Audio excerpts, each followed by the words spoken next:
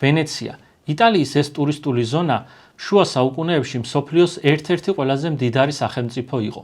ამ ვიდეოში გესაუბრებით ვენეციის აღზევებასა და მის შემდგომ ტრაგიზმზე და გეტყვით იმას, თუ რა დასკვნები შეიძლება გამოვიტანოთ ამ ისტორიის გაკვეთილიდან. დასავლეთ რომის იმპერიის დაცემის შემდგომ მე-5-მე-6 საუკუნეებში ბარბაროსთა შემოსევებს გაქცეულმა ვენეციელებმა, რომლებიც მანამდე იტალიის ჩრდილოეთ ნაწილში ცხოვრობდნენ, ჭაობიან კუნძულებს შეაფარეს თავი, იმ ადგილს, რასაც დღეს ვენეციის სახელით ვიცნობთ. 697 წელი ითვლება ვენეციის სახელმწიფოებრიობის დასაწყისად, როდესაც მათ პირველი დოჟი აირჩიეს, თუმცა ისინი ამ პერიოდში მაინც აღმოსავლეთ რომის იმპერიას, ანუ ბიზანტიას ექვემდებარებოდნენ. 810 წელს ვენეციელებმა ისარგებლეს ფრანკებსა და ბიზანტიელებს შორის მომხდარი ომით და დამოუკიდებლობა გამოაცხადეს. ხმელთაშუა ზღვის ცენტრში მდებარე ნაოსანთა ქვეყანამ მალე უდიდეს ეკონომიკურ წარმატებას მიაღწია.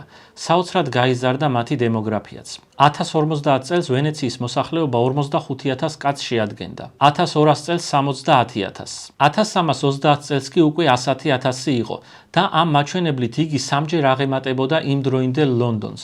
ლონდონს, რომელიც საუკუნეების შემდგომ მსოფლიოში პირველი მილიონიანი ქალაქი გახდა. რა იყო ვენეციის ზრდისა და განვითარების მთავარი საფუძველი? ვენეციელებმა ეკონომიკის განვითარებისთვის შეიმუშავეს სახელშეკრულებო ინოვაციები, რომლებიც ეკონომიკურ ინსტიტუტებს მეტ ინკლუზიურობას ძენდა. ანუ შემუშავდა ისეთი წესები და სისტემები, რომლებიც უფრო მეტ ადამიანს აძლევდა ეკონომიკის განვითარებაში მონაწილეობის მიღების საშუალებას. მაგალითისთვის მოვიყვან კომენდას, რომელიც პირვანდელი სახის სააქციო საზოგადოებას წარმოადგენდა.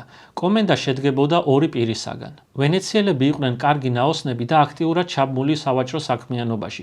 შუა საუკუნეებში მოგზაურობა საკმაოდ სახიფათო მოვლენას წარმოადგენდა. ამიტომ კომენდაში შემავალი ერთი მაღალი სოციალური ფენის წარმომადგენელი საქმეში ფულს აბანდებდა, ხოლო მეორე, რომელსაც საკუთარი კაპიტალი არ გააჩნდა, ტვირთს მიყვებოდა სახიფათო მოგზაურობაში. შედეგად ახალგაზრდა მეწარმეებს შეეძლოთ პირადი ქონების გარეშე ჩართულიყვნენ ბიზნესში და წარმატების შემთხვევაში დიდძალი ქონება დაეგროვებინათ. ჩანაწერების კვლევის მიხედვით დგინდება, რომ მე-10 საუკუნეში ვენეციის ელიტის დაახლოებით 70% მანამდე კაპიტალს არ ფლობდა და სწორედ ამგვარი სისტემების შედეგად გამდიდრდა. ვენეციის ზრდისა და განვითარების მიზეზი ეკონომიკურ ინსტიტუტებთან ერთად პოლიტიკური სისტემაც გახლდათ. უფრო სწორედ თუ ვიტყვით, სწორედ პოლიტიკური სისტემა უწყობდა ეკონომიკური ინსტიტუტების ჩამოყალიბებას ხელს. როგორც დასაწყისში ვთქვი, 697 წელს ვენეციელებმა პირველი დოჟი აირჩიეს. რა თქმა უნდა, ეს არჩევნები შორს იყო თანამედროვე დემოკრატიული სისტემისგან, მაგალითად დოჟი ირჩეოდა უვადოდ, ხოლო მას ირჩევდა არა ვენეციის სრული მოსახლეობა, არამედ გენერალური ასამბლეა. თუმცა ეს იმ დროისთვის ნამდვილად იყო რესპუბლიკანიზმის გამოვლინება. დროთა განმავლობაში პოლიტიკური ინსტიტუტები უფრო მეტად ინკლუზიური ხდებოდა.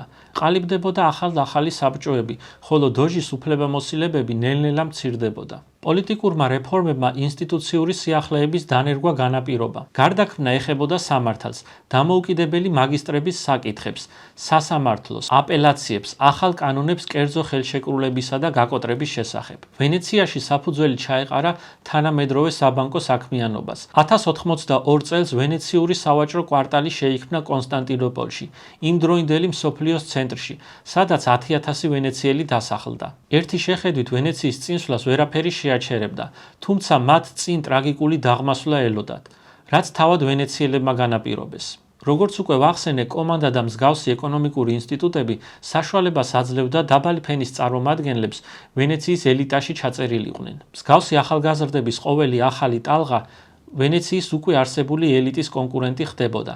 ანალოგიური ხდებოდა პოლიტიკურ სისტემებშიც. აქედან გამომდინარე, დიდ საბჭოში შემავალმა ელიტურმა ჯგუფებმა გადაწყვიტეს სისტემა შეუვალი გაეხადათ ახალი ადამიანებისთვის, რითაც პოლიტიკურ და ეკონომიკურ სისტემებზე მონოპოლიას მოიპოვებდნენ. 1286 წლიდან ნელ-ნელა იხურებოდა ქვეყნის მმართველობის სისტემაში ახალი პირების მიღება. 1298 წლიდან დიდი საბჭო გარეშე პირთათვის სრულიად დაიხურა და ჩამოყალიბდა მემკვიდრეობითი არისტოკრატია. 1310 წელს ვენეციის არისტოკრატიამ დაბალი ფენის პროტესტის წინააღმდეგ პირველად გამოიყენა საპოლიციო ძალები.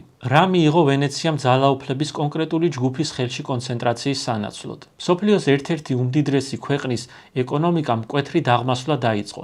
მკვეთრი დაღმასვლა ჰქონდა ქვეყნის მოსახლეობის რაოდენობასაც. მე-17-მე-18 საუკუნეებში, მაშინ, როდესაც დანარჩენი ევროპის მოსახლეობა ორჯერ გაიზარდა, ვენეციაში მოსახლეობა კვლავ ikლებდა. 1797 წელს ვენეცია ნაპოლეონმა დაიკავა.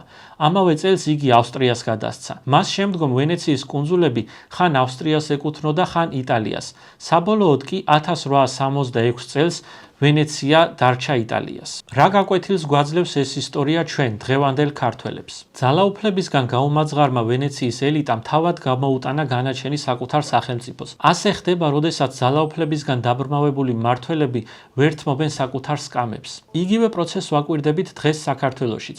თითქმის 14 წელია სრული ძალაუფლება მოქცეულია ერთი პიროვნების ხელში. ქვეყანა მოსახლეობისგან იცლება, ქართველებს უცხოელები ანაცვლებენ. ეკონომიკური გაჭირვება კი პოლიტიკური ძალაუფლების შენარჩუნების ბერკეტადაა ქცეული. დავსვათ კითხვა, რა მომავალი გსურს საქართველოსთვის? გვინდა ვიყოთ მხოლოდ ტურისტებისთვის მიმზიდველი გეოგრაფიული წერტილი, რომლის ღირებულებაც მხოლოდ მწვადი ღვინით და ხაჭაპურით განისაზღვრება. გვინდა რომ ეკონომიკურ გაჭირვებას არ ჰქონდეს დასასრული. არ ჰქონდეს დასასრული მოსახლეობის კონცენტრირებას თბილისში, რადგან რეგიონებში ცხოვრება გაუსაძლისია. არ ჰქონდეს დასასრული ქართველების ქვეყნიდან გაქცევას. თუ გსურს დავიბრუნოთ ისტორიული ღირსება, რომელიც რეგიონის ლიდერობით გამოიხატება. წარსულში დავტოვოთ გაჭირვება და ემიგრანტები საქართველოში დაბრუნდნენ. მაშინ უნდა გავითვალისწინოთ მსოფლიოში მომხდარი ტრაგიკული ისტორიები და ვიბრძოლოთ მომხვეჭელთა ხელში ძალაუფლების კონცენტრაციის წინააღმდეგ.